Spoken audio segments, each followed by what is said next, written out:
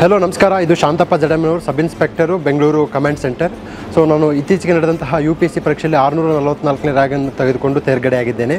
So ನನಗೆ ಒಬ್ಬ being sub inspector ಆಗಿ UPSC ಪ್ರಿಪ್ರೇಷನ್ ಮಾಡ್ತಕ್ಕಂಥದ್ದು ತುಂಬ ಚಾಲೆಂಜಿಂಗ್ ಇತ್ತು.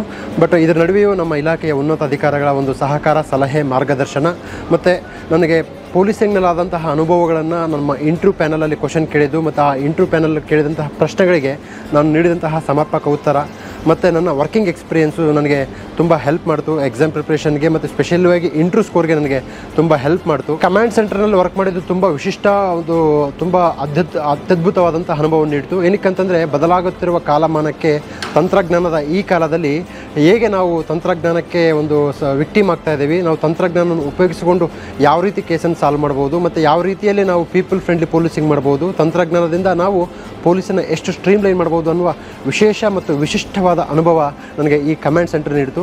ಸೊ ಬಹುಶಃ ನನಗನ್ಸುತ್ತೆ ಇಡೀ ಭಾರತದಲ್ಲಿಯೇ ಅತ್ಯಂತ ವ್ಯವಸ್ಥಿತವಾದಂತಹ ಮಾಡರ್ನ್ ಟೆಕ್ನಾಲಜಿ ಹೊಂದಿದಂತಹ ಮತ್ತು ಸುಗಮವಾಗಿ ಬಳಕೆಯಾಗುವಂತಹ ಟೆಕ್ನಾಲಜಿ ಏನಾದರೂ ಇದ್ದರೆ ಅದು ಕಮಾಂಡ್ ಸೆಂಟ್ರಲ್ಲಿದೆ. ಈ ಕಮಾಂಡ್ ಸೆಂಟ್ರ್ನ ಒಂದು ಕಾರಣದಿಂದ ನಮ್ಮ ಹೊಯ್ಸಳ ಕಾಲ್ ಮಾಡಿದ 7 ನಿಮಿಷಕ್ಕೆ ನಿಮ್ಮ ಸ್ಪಾಟನ್ನು ರೀಚ್ ಆಗುತ್ತೆ. ಇದು ನಮ್ಮ ಪೊಲೀಸ್ ಇಲಾಖೆ ಮತ್ತು ನಮ್ಮ ಪೊಲೀಸ್ ಇಲಾಖೆಯ ಕರ್ತವ್ಯದ ಬಗ್ಗೆ ಇರ್ತಕ್ಕಂತಹ ನನ್ನ ಹೆಮ್ಮೆ ಮತ್ತು ಒಂದು ಗೌರವ. ಇಲಾಖೆ ಇಲ್ಲಿವರೆಗೂ ನನಗೇನು ಸಹಾಯ ಮಾಡಿದೆ, ಏನು ಸಹಕಾರ ನೀಡಿದೆ, ಅದೆಲ್ಲದಕ್ಕೂ ನಾನು ಚಿರಋಣಿಯಾಗಿರ್ತೇನೆ.